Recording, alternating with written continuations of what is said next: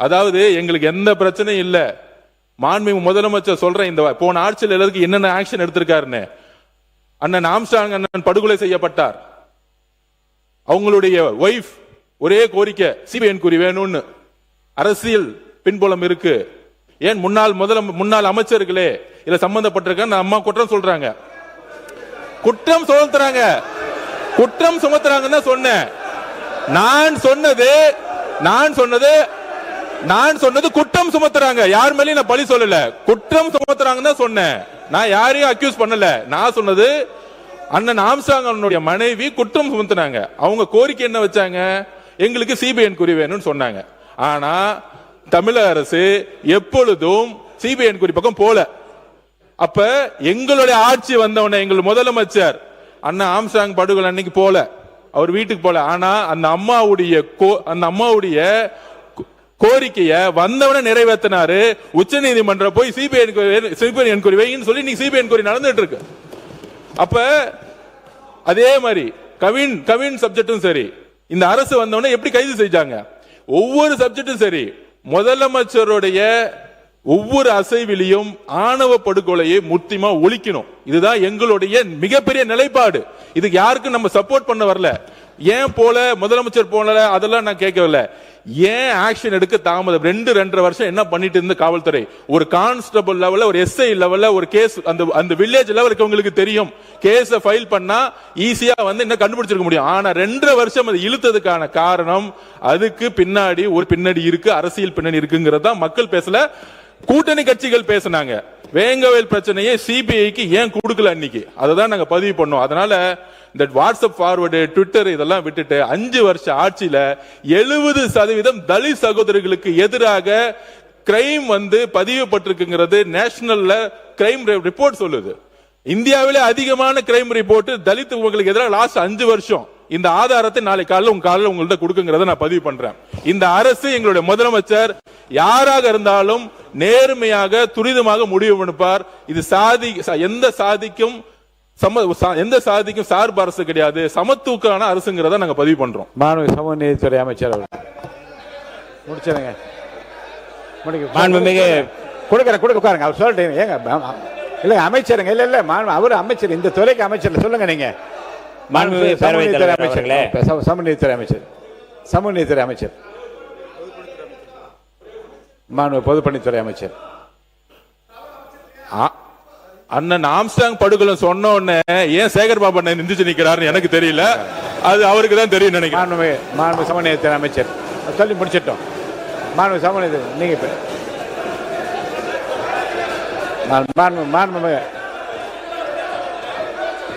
மாண்புமிகு உட்காருங்க. நான் கொடுக்குறேன், வாய்ப்பு கொடுக்குறேன். உட்காருங்க, இருங்க வாய்ப்பு கொடுக்குறேன். இது முடிக்கிட்டேன், உட்காருங்க. நான் வாய்ப்பு கொடுப்பேன், நான் கண்டி உங்களுக்கு கொடுப்பேன் வாய்ப்பு. உட்காருங்க. இல்ல சொல்லுவாருங்க, உட்காருங்க. மாண்புமிகு நான் கொடுங்க, உட்காருங்க. மாண்புமிகு இருங்க, பேரவைத் தலைவர் முடிச்சு அவருக்கு முடிக்கட்டும். சொல்லு, அதுதான் உங்களுக்கு கொடுக்க போறாங்க. அடுத்து கொடுக்குறேன் உங்களுக்கு, உட்காருங்க. பொதுப்பணித்துறை அமைச்சர் சொன்ன செய்தியோடு நான் கூடுதல் சில செய்திகளை சொல்ல விரும்புகிறேன். அதாவது மானிய கோரிக்கை விட்டு நான் விலகி எங்கேயோ போய் கொண்டிருக்கிறோம். சுருக்கமா நீங்க குற்றச்சாட்டு சொல்லும் பொழுது இப்ப மரியாதைக்குரிய நம்முடைய சீர்காழி சட்டமன்ற உறுப்பினர் பேசும் பொழுது தென்காசியில் 6 சகோதரர்கள் வெட்டப்பட்டார்கள் என்று சொன்னார். 6 சகோதரர்கள் நெட்டூர் என்கிற கிராமத்தைச் சேர்ந்தவர்கள், அவர்கள் வெட்டப்பட்டார்கள். ஒரு சாதிய வெறியாட்டத்தோடு அது நடத்தப்பட்டது என்று உடனடியாக மாண்புமிகு முதல்வர் அவர்கள் அந்த கிராமத்திற்கு சென்று என்னை அவர்களை சந்திக்க வைத்தார்கள். மருத்துவமனையில் அவர்கள் அனுமதிக்கப்பட்டிருந்தார்கள். நான் சென்று அவர்களை சந்தித்து அரசு சார்பாக நிதியுதவி வழங்கி இருக்கின்றோம். அதான் SC/ST ஆக்டின் அடிப்படையில் கொடுக்கப்பட்டிருக்கிறது. எங்கு நடந்தாலும் உடனடியாக சமூக நீதித்துறை சார்பாக நாங்கள் செல்கின்றோம். மாண்புமிகு மூத்த உறுப்பினர் நம்முடைய நேரு அவர்கள் பேசும்பொழுது வேங்கவயல் தொடர்பாக பேசினார்கள். வேங்கவயல் சம்பவம் 2022 டிசம்பர் மாதம் நடைபெற்ற உடனே அந்த 31ஆம் தேதியே புதுக்கோட்டையில் இந்த சம்பவத்துக்கு எதிராக மிகப்பெரிய போராட்டத்தை கூட்டணியில் இருந்தாலும் நாங்கள் நடத்திய போராட்டம், விடுதலை சிறுத்தைகள் நடத்திய போராட்டம், எங்களுடைய தலைவர் எழுச்சி தமிழர் தொல்காப்பியன் திருமாவளவன் பங்கேற்ற பல்லாயிரக்கணக்கான மக்கள் மத்தியில் அந்த போராட்டத்தை நடத்தினார்கள். அதற்கு பிறகு அந்த கிராமத்திற்கு எங்களுடைய தலைவர்கள் போனார்கள், நானும் போனோம். அந்த மக்கள் சொன்னார்கள், எங்கள் மீதே பழி சுமத்த விரும்புகிறார்கள், பழி சுமத்த முனைகிறார்கள் என்று சொன்னார்கள். அவர்கள் சொன்னார்கள் எங்களுக்கும் அதற்கு எந்த சம்பந்தமும் இல்லை என்று சொன்னார்கள். ஆனாலும் திரும்ப திரும்ப காவல்துறை, அங்க இருக்கின்ற காவல்துறை, எஸ்பி, சிஐடி உள்ளிட்ட எல்லோருமே வந்து ஒரு குறிப்பிட்ட அங்கே காவல்துறை எஸ்ஐயாக இது காவல்துறையினுடைய கான்ஸ்டபிளாக பணி செய்கின்ற ஒருவர் மீது குற்றம் சுமத்தி முழுவதுமாக தலித் மக்கள் மீதே பழி சுமத்தப்பட்டு, இதை கண்டித்து எங்களுடைய தலைவர் எழுச்சி தமிழர் தொல்காப்பியன் திருமாவளவர்கள் அன்றைய அவர்களிடமே சொன்னார்கள். ஆகவே அந்த குற்றச் செயலுக்கும் அந்த மக்களுக்கு எந்த சம்பந்தமும் இல்லை. இப்பொழுதும் அது குறித்து நீதிமன்றத்தில் இருக்கிறது, மேல்முறையீடு இருக்கிறது என்பதை நாங்கள் தெளிவுபடுத்த விரும்புகிறோம். ஒன்று, இந்த ஆணவ படுகொலை தொடர்பாக நான் என்னுடைய உரையில நான் பதில் சொல்ல முனைந்தேன். ஆனால் இப்பொழுது அதற்காக பதில் சொல்ல நான் விரும்புகின்றேன். ஆணவ படுகொலை தொடர்பாக இந்த அரசு, நம்முடைய அரசு அதில் சிறப்பு கவனம் செலுத்துகின்றது. அதற்கான அறிவிப்பை மட்டும் நான் அறிவிக்க எனக்கு அனுமதி தருமாறு கேட்டுக்கொள்கிறேன்.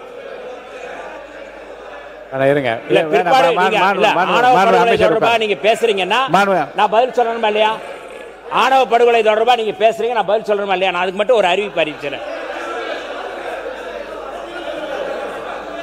வன்கொடுமைக்கு எதிராக சட்டங்கள் இயற்றப்பட்டு கடுமையான நடவடிக்கை எடுக்கப்பட்டும் சமத்துவம் மற்றும் சகோதரத்துவத்தினை நிலைநாட்டி அனைவரிடமும் இணக்கமான சூழ்நிலையை உருவாக்கவும் நமது அரசு முயன்று வருகிறது.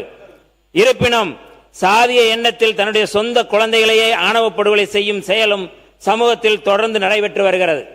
சமூகத்தில் தொடர்ந்து நிகழ்ந்து வரும் ஆணவ படுகொலைகளை தடுப்பதற்கு சிறப்பு சட்டம் இயற்றுவதற்கு அரசியல் கட்சிகள், சட்ட வல்லுநர்கள், சமூக ஆர்வலர்கள், பாதிக்கப்பட்டவர்கள் அதாவது விக்டிம்ஸ் மற்றும் மக்களிடமிருந்து கருத்துக்களை சேகரித்து உரிய பரிந்துரையினை வழங்க அரசாணை எண் 567 உள் காவல்துறை நாள் 11/11/2025 படி கடந்த அரசு ஓய்வு பெற்ற சென்னை உயர்நீதிமன்ற நீதியரசர் கேஎன் பாட்ஷா அவர்களுடைய தலைமையிலே ஒரு குழு அமைக்கப்பட்டுள்ளது. இக்குழு அரசு அலுவலருடன் கலந்து ஆலோசித்து கருத்துக்கள் கேட்கப்பட்டுள்ளது. மேலும் அரசியல் கட்சி பிரதிநிதிகளுடன் கலந்து ஆலோசித்து கருத்தினை பெற்று அறிக்கை தயார் செய்ய வேண்டிய நிலை உள்ளதால் அரசாணை நிலை எண் 237 உள்துறை நாள் 24/7/2026 படி இக்குழுவிற்கு கால வரையறையினை 11/8/2026 முதல் 9 மாதத்திற்கு நீட்டிப்பு செய்யப்பட்டுள்ளது. இது மரியாதைக்குரிய கேஎன் பாட்ஷா அவர்களுடைய வேண்டுகோளின் அடிப்படையில் இது நீட்டிப்பு செய்யப்பட்டுள்ளது. மேற்குறிப்பிட்ட காலத்திற்குள் அரசியல் பிரதிநிதிகளுடன் கலந்து ஆலோசித்து குழுவின் பரிந்துரை பெறப்பட்டவுடன் ஆணவ படுகொலைகளை தடுத்து நிறுத்துவதற்கு சிறப்பு சட்டம் இயற்றப்படும் என்று இந்த அவையில நாங்கள் திறந்த மனதோடு மாண்புமிகு முதல்வர் அவருடைய வழிகாட்டுதல் அடிப்படையில் இந்த சட்டம் நிறைவேற்றப்படும் என்று நான் அறிவிக்கின்றோம். மாண்புமிகு உறுப்பினர் சேகர் பாபு அவர்கள். மாண்புமிகு பேரவைத் தலைவர் அவர்களே, நம்முடைய பொதுப்பணித்துறை அமைச்சர் அவர்கள் மறைந்த பகுஜன் சமாஜ் கட்சியுடைய மாநில தலைவர் அவர்களுடைய படுகொலை குறித்து ஒரு சில கருத்துக்களை கூறினார். ஒரு கருத்து பெருசா தெரியல. இல்ல விளக்கம் சொல்லி அவன பெரிய குற்றச்சாட்டுல இல்ல வழக்காடு மன்றத்தில் இருக்குதுன்னா நீங்க ரொம்ப அவரை பேச விட்டு என்ன சொன்னார் அவரு?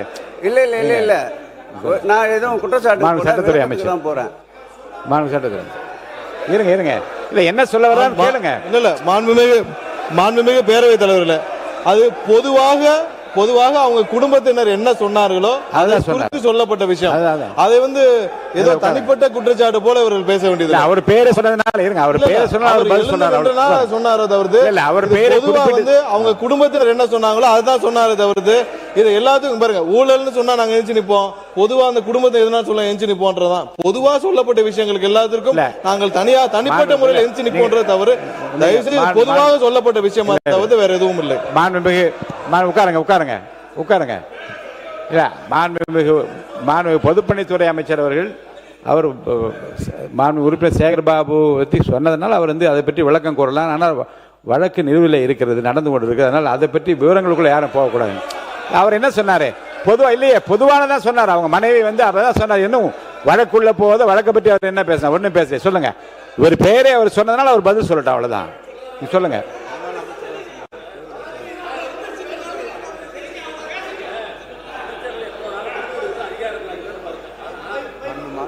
குறிப்பிட்ட பின்பு அவர் முழுமையாக தெளிவுபடுத்தி இன்னொரு அமைச்சரோட பேசலாம் மொழிய ஒரு கருத்தை வச்சு 3 அமைச்சரை எழுந்து அதே மாறி மாறி பேசினா எப்படி நாங்க விளக்கம் சொல்ல முடியும்? அது சொல்லுங்க. இல்ல அந்த ப்ரொசீஜர் என்னன்னு சொல்லுங்க. எனக்கு அமைச்சர்களுக்கு எப்போனாலும் எழுந்திருக்க அதிகாரம் நான் இல்லைன்னு மறுக்கல. ஆனால் நீங்க ஒரு உறுப்பினர் கூப்பிட்டு ஒரு விளக்கம் சொல்லி முழுமையாக முடிஞ்ச ஒருபாடு அதில் அமைச்சர் வந்து தவறு நினைச்சாலும் திருப்தி அடையலாம் அவர் சொல்லலாம். ஒரு அமைச்சர் பொதுப்பணித்துறை அமைச்சர் ஏற்கனவே பேசியிருக்கா, அதுக்கு பதில் சொல்றதா எழுந்திருக்கிறார். உடனே சட்டத்துறை அமைச்சர் அவர் எழுந்திருக்கிறார். அப்புறம் சமூக நீதித்துறை அமைச்சர் அவர் எழுந்திருக்கிறார். அப்ப எப்பதான் நாங்க வந்து சொல்லி பதில் பட சொல்ல முடியும்? அப்ப நாங்க சொல்றது பதில் படையில நாங்க போயிட்டு இருக்கிறோம். விட்டுடுங்க, நாங்க போறோம். என்ன பண்ண சொல்றீங்க? உட்காருங்க உட்காருங்க உட்காருங்க உட்காருங்க உட்காருங்க உட்காருங்க உட்காருங்க உட்காருங்க உட்காருங்க. மாண்புமிகு உறுப்பினர் சேகர். மாண்புமிகு பேரவைத் தலைவர்களே, நான் நீதிமன்ற விசாரணைக்குள் செல்ல தயாராக இல்லை. ஆம்ஸ்ட்ராங் என்பவரும் நாங்களும் ஒரே பகுதியில் பிறந்து வளர்ந்தவர்கள். எங்கள் குடும்ப சுகதுக்க நிகழ்ச்சியில் அவர் பங்கேற்றிருக்கின்றார், அவர் குடும்ப சுகதுக்க நிகழ்ச்சியில் நாங்கள் பங்கேற்றிருக்கின்றோம். அவர் இறந்தவுடன் அவர் வீட்டுக்கு சென்று இரவெல்லாம் இருந்து அவருக்கு இறுதி மரியாதை செலுத்தினோம். அதன் பிறகு எங்கள் மாண்புமிகு தமிழக முதல்வர் அவர்கள் அவர் வீட்டிற்கு நேரடியாக சென்று அவர் மனைவியிடம் இந்த குற்றத்திற்கு இந்த தவறுக்கு யார் காரணம் இருந்தாலும் உரிய நடவடிக்கை எடுப்பேன் என்று அவரிடம் உறுதியளித்தார். நானும் உடன் இருந்தேன். அவருடைய பிரேதம் வைப்பதற்காக பள்ளி மைதானத்தை கேட்டார்கள். பள்ளி மைதானத்தை வழங்கினோம். அவர் 16ஆம் நாள் காரியம் செய்வதற்காக அந்த பள்ளி மைதானத்தை கேட்டார், அதையும் வழங்கினோம். அவர் பிரேதத்திற்கு மணிமண்டபம் கட்டுவதற்கு அவர்களுக்கு சொந்தமான இடம் நம்முடைய சென்னையை ஒட்டி இருக்கின்ற மாதவரம் பகுதியில் கேட்டார், அதையும் இந்த அரசு தான் வழங்கியது. இதையெல்லாம் ஏன் சொல்கிறேன் என்றால், ஒரு குற்ற உணர்வோடு ஒரு குற்றப்புணர்வோடு ஒரு கட்சியினுடைய தலைவருடைய படுகொலையை திசை திருப்பக்கூடாது. சிபிஐ வசம் தற்போது வழக்கு இருக்கின்றது. சிபிஐ என்ன சொன்னாலும் அதற்கு ஒத்துழைக்க நாங்கள் தயாராக இருக்கிறோம். சிபிஐயோடு நாங்கள் நிச்சயம் நிற்போம். எங்களை பொறுத்த அளவில் அரசியல் மாறுபாடுகள் கருத்தோடு கருத்துத்தான் மோதுவோமே தவிர இப்படி வன்முறைக்கு செல்லுகின்ற இயக்கம் நாங்கள் அல்ல என்பதை மாண்புமிகு பேரவையின் தலைவர் வாயிலாக மாண்புமிகு பொதுப்பணித்துறை அமைச்சர் தெரிவித்துக் கொள்கிறேன். பொதுப்பணித்துறை அமைச்சர் பொறுப்புள்ளவர். இப்படி ஒரு பெரிய வழக்கோடு அரசியலை சம்பந்தப்படுவது நாகரிகமற்றது என்பதை அவருக்கு அன்போடு தெரிவித்துக் கொள்கிறேன். அவர் பொதுவான கருத்தை வெளியிட்டு உங்க பேரை சொன்னீங்க. இருங்க, அவர் பேச இருங்க, அவர் பேரை சொன்ன பேச அனுமதிச்சேன்ல, நானு பேச அனுமதிச்சேன்னா இல்லையா? பேசிட்டார்ல, உட்காருங்க. நீங்க என்ன மிஸ்டர் இல்ல மான் உறுப்பினர் ஆஸ்டின், நீங்க என்ன இருங்க, நீங்க என்ன எல்லாருக்கும் ஸ்போர்ட்ஸ் பர்சனா? நீங்க மாண்புமிகு உறுப்பினர் ஆஸ்டின், உங்களை எச்சரிக்கிறேன். நீங்க என்ன எல்லாருக்கும் ஸ்போர்ட்ஸ் பர்சனா? எல்லாத்துக்கும் எந்திரிக்கிறீங்க. No, I cannot allow this. No no no no no, I cannot allow. உட்காருங்க, நான் உங்களை அலோவ் பண்ண முடியாது. நீங்க முடியாது. நீங்க உங்க கொறடா இருக்காரு இல்லைங்க, உங்க கொறடா இருக்காரு. அவர் சொல்வதை நான் நயமாக ஏற்றுக்கொள்கிறேன். அவரை பேச வச்சுட்டு முடிஞ்சிச்சு. மான் உறுப்பினர் செந்தில் செல்வன் முடிஞ்சிச்சு, அவ்வளவு, அதுக்கு மேல கிடையாது. உட்காருங்க, போதும் போதும். இது சர்ச்சை இல்லாமல் முடிக்க வேண்டும், இதை பெரிதுபடுத்தாமல் முடிக்க வேண்டும், சர்ச்சை இல்லாமல் முடிக்க வேண்டும். மாண்பு உறுப்பினர் செந்தில் செல்வன், நன்றி. இல்ல அடுத்த உறுப்பினர் அழைச்சார். போதும், அவர் கொடுத்த விளக்கம் அவ்வளவுதான். அவர் தன்னை வந்து தனக்குரிய விளக்கத்தை அவர் கொடுத்துட்டு அது போதுமானது. அதுக்குள்ள போகாதீங்க, உட்காருங்க. உட்காரு, அந்த பிரச்சனைக்குள்ள போகாதீங்க. சொல்லுங்க, வேண்டாம், நீங்க பேசுங்க, நீங்க பேசுங்க, நீங்க பேசுங்க. நான் அலோவ் பண்ணலைங்க, தயவு செய்து முடிஞ்சிச்சு. இல்ல இல்ல இல்ல, போதும், இல்ல போதும். மாண்பு செந்தில் செல்வன், நீங்க பேசினா அலோவ் பண்ண இல்ல, பேசிட்டீங்க, அவ்வளவுதான். நீங்க உங்களுக்கு பேசுறது இல்ல, உங்க பேரை சொன்னாரு, உங்களுக்கு விளக்கம் கொடுத்துட்டீங்க. அந்த விளக்கத்தில் மேல யார் இங்க பாருங்க, அந்த விளக்கமே போதுமானது என்று நான் கருதுகிறேன். வீண் சர்ச்சைக்குள்ள போக வேண்டாம். உட்காருங்க, தயவு செய்து உட்காரு. நான் இல்ல மாண்பு உறுப்பினர் உட்காருங்க, போதும். உங்களுக்கு நான் வந்து அவர் பேரை சொன்னதுனால உங்களை அனுமதிச்சேன். நீங்க விளக்கம் சொல்லிட்டீங்க, அந்த விளக்கமே போதுமானது. மாண்பு செந்தில் செல்வன், நீங்க பேசுறீங்களா? மானிய கோரிக்கைக்குள்ள பேசினா இனிமே அனுமதி, நாளை கூட சொல்லி விடுகிறேன். இனி வருங்காலங்களில் மானிய கோரிக்கைகளை எதிர்த்து வேறு வேறு செய்திகளுக்கு போவதாக இருந்தால் இன்னும் அனுமதிப்பதாக இல்லை. அந்த முடிவை தான் எடுக்க போகிறேன். மாண்பு உறுப்பினர் செந்தில் செல்வன், நீங்க பேசுறீங்களா இல்லையா? நீங்க பேசினா பேசுங்க. உட்காருங்க. மாண்பு உறுப்பினர் ஏவா வேலு அவர்கள், இந்த பிரச்சனை இதோடு